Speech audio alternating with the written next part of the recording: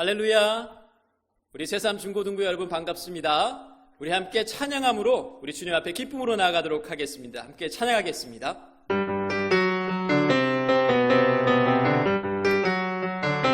날 구원했으니 주 날 구원했으니 어찌 잠잠하리. 기쁨에 찬송 드리리. 주 내 죄 사했으니 내 죄 사했으니 어찌 잠잠하리. 기쁨에 경배드리리. 아멘. 주를 향한 나의 사랑 멈출 순 없네. 멈출 순 없네.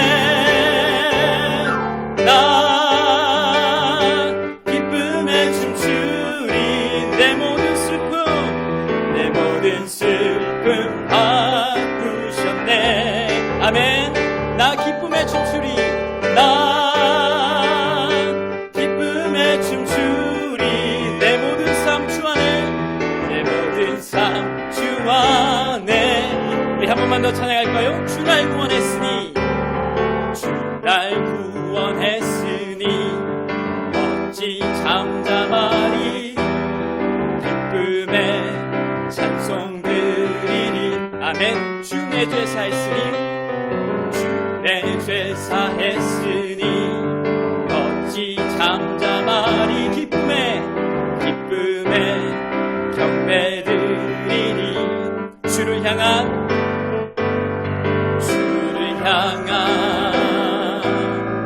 나의 사랑 멈출 수 없네. 멈출 순 없네.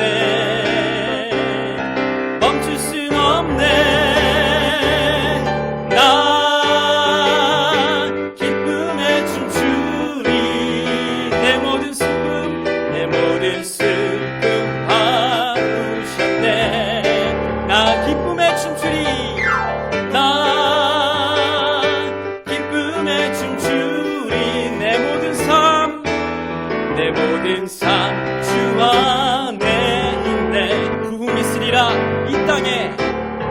부흥이 있으리라 이 땅에. 부흥이 있으리라. 부흥이 있으리라 이 땅에. 동쪽과 서쪽 남쪽 북쪽에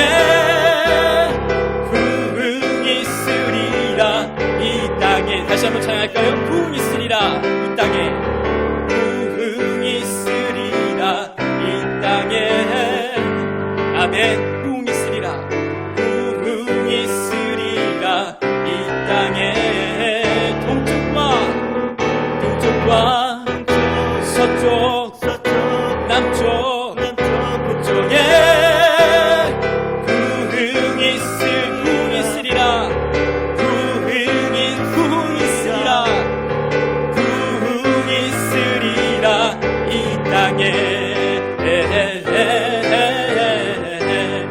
이 땅에. 아멘. 우리 주님께 영광의 박수 올려드리기 원합니다. 반갑습니다, 여러분. 이강삼 목사입니다. 지난 한 주간도 잘 보냈나요? 우리가 방금 앞에서 부른 찬양 혹시 제목 알고 있나요? 바로 부흥 있으리라입니다. 동쪽과 서쪽, 남쪽과 북쪽에 부흥 있으리라 이 땅에. 저는 우리 중고등부가 부흥되길 바랍니다. 그런데요, 요즘 시대가 부흥이 참으로 어려워요. 왜냐하면 교회들이 예전보다 더 안 좋은 이미지를 주기 때문이죠. 그래서 생각하기에 지금이야말로 우리 교회들이 진짜 부흥, 우리의 내면과 심령이 새로워지는 내적인 부흥이, 새로워지는 회복의 부흥이 여러분에게 먼저 있기를 바랍니다. 저에게도요, 또 우리 모두에게도요. 오늘은 하나님의 이름에 대한 마지막 시간으로 우리가 3주 전에 나누었던 사사 기드온 알고 있죠? 기억하죠? 그가 명령했던 여호와 샬롬을 나누려고 합니다. 여러분 먼저 샬롬 인사 많이 하잖아요. 이 샬롬은요 히브리어인데 히브리인들이 사용한 언어죠. 한국인들이 사용하면 한국어라고 부르듯이 히브리인들이 사용했기 때문에 히브리어라고 부르면서 이들은 족장시대, 구약시대 족장시대부터 다윗 왕조 이전까지 이스라엘 백성을 말하는 겁니다. 히브리어를 사용하는 이스라엘 민족은 오랜 시간 동안 이 샬롬이라는 단어를 사용했습니다. 우리가 만나면 어떻게 합니까? 인사를 하죠. 안녕, 안녕하세요. 서로의 안부를 묻듯 이들도 샬롬이라고 안부를 묻습니다. 그런데 이 유대인들에게 있어서 샬롬은 단순히 안부를 묻는 인사에 그치는 것이 아니었습니다. 유대인의 지혜서인 탈무드에 보면 만약 내가 상대에게 샬롬이라고 인사했는데 상대가 나에게 샬롬 인사하지 않으면 그것은 큰 결례이고 예의가 아니며 심지어 상대에 대한 조롱이고 저주라고까지 나와 있습니다. 샬롬은요, 단순한 인사를 넘어서서 상대의 안녕과 특별히 영적인 안녕을 바라는, 평안을 바라는 인사이기 때문이죠. 우리가 보통 샬롬하면 평안이라는 의미로 사용합니다. 평안하세요 라고요. 여러분 평안하십니까? 근데 샬롬은요, 사실 여러 가지 의미가 있어요. 평화, 질서, 그리고 조화, 정의라는 뜻을 가지고 있죠. 그리고 불안이나 초조가 없는 깊은 안식의 상태를 말합니다. 하지만 우리가 지난 시간 나누었던 기드온의 첫 등장이 어떠했습니까? 샬롬과는 거리가 멀었죠. 미디안의 괴롭힘 속에 밀을 타작하던 기드온은 큰 포도주 틀에 들어가 있었습니다. 농부가 밀을 타작할 때는 보통 넓은 마당에서 해야 잘할 수 있겠죠. 그런데 그는 지금 불편을 감수하면서까지 포도주 틀에 숨어 조용히 밀을 까부르고 있었던 것이죠. 그만큼 그의 삶이 이 샬롬의 평강과는 상당히 거리가 있어 보입니다. 사랑하는 여러분, 여러분에게는 현재 어떻습니까? 진정한 샬롬이 있습니까? 목사님은 중학교 1학년 때요, 아주 키가 작은 아이였어요. 키로 항상 반에서 앞줄 내지 두 번째 줄에 앉았어요.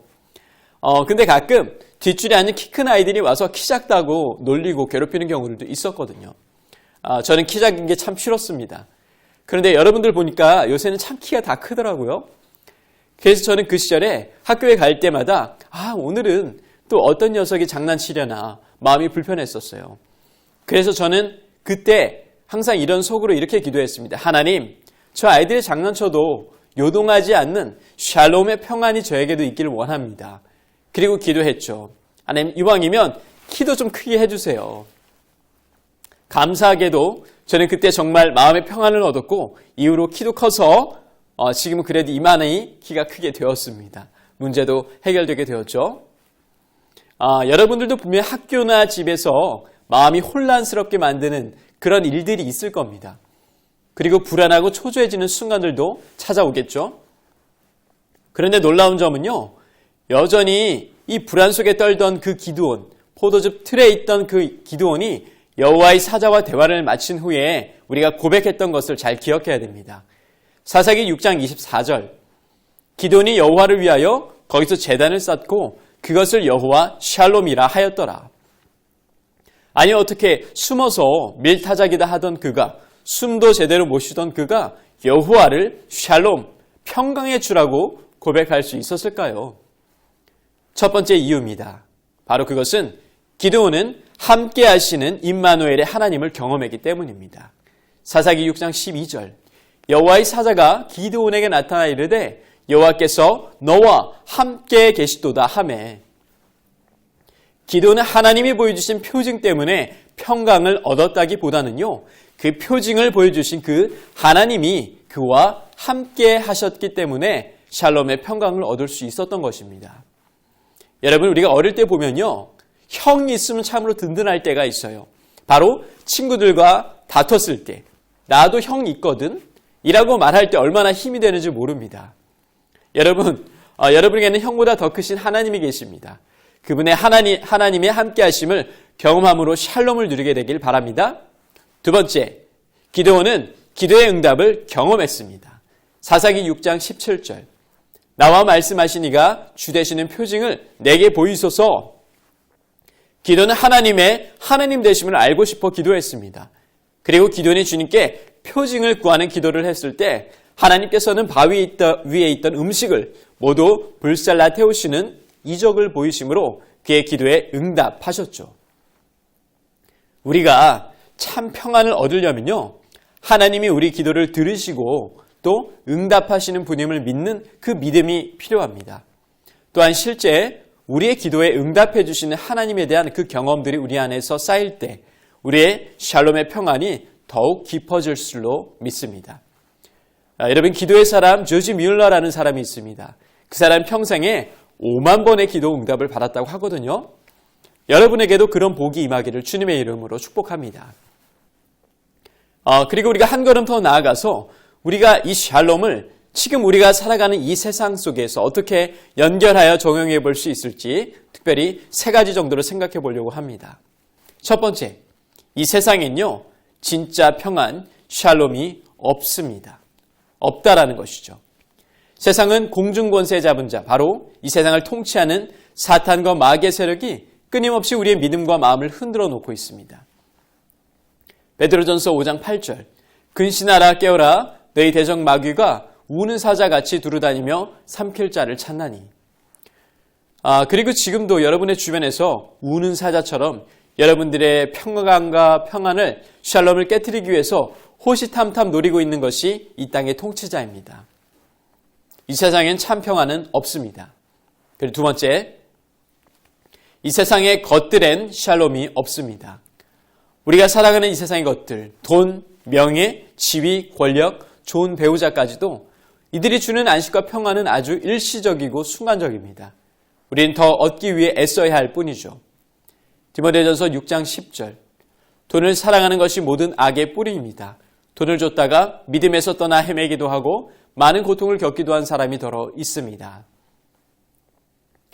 우리가 돈 사랑을 포함해서 이 세상의 것들에서 얻는 평강과 평안은 결코 오래 지속될 수 없다는 사실을 잘 기억하시길 바랍니다.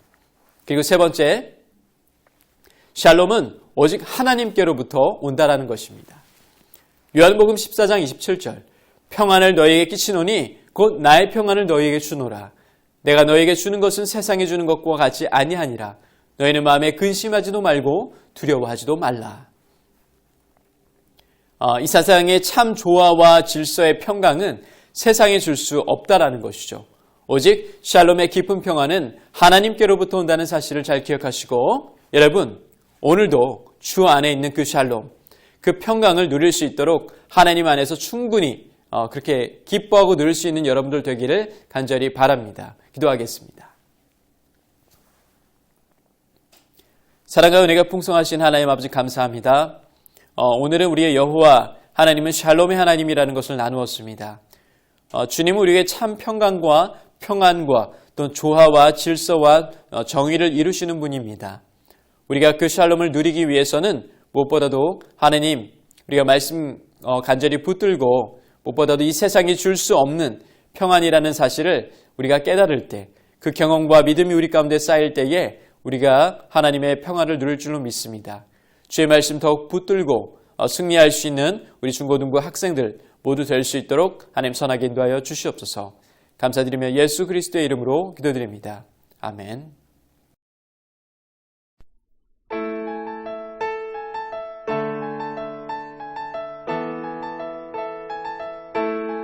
시작됐네. 우리 주님의 능력이 나의 삶을 다스리고 새롭게 하네. 자유하네. 자유하네. 죄와 사망으로부터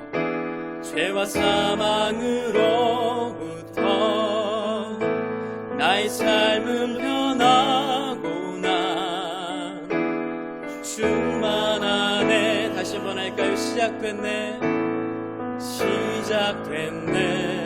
우리 주님의 능력이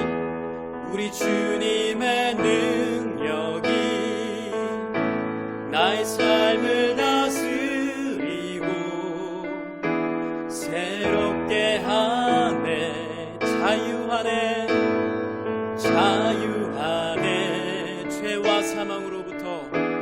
죄와 사망으로부터 나의 삶은 변하고 난 충만하네.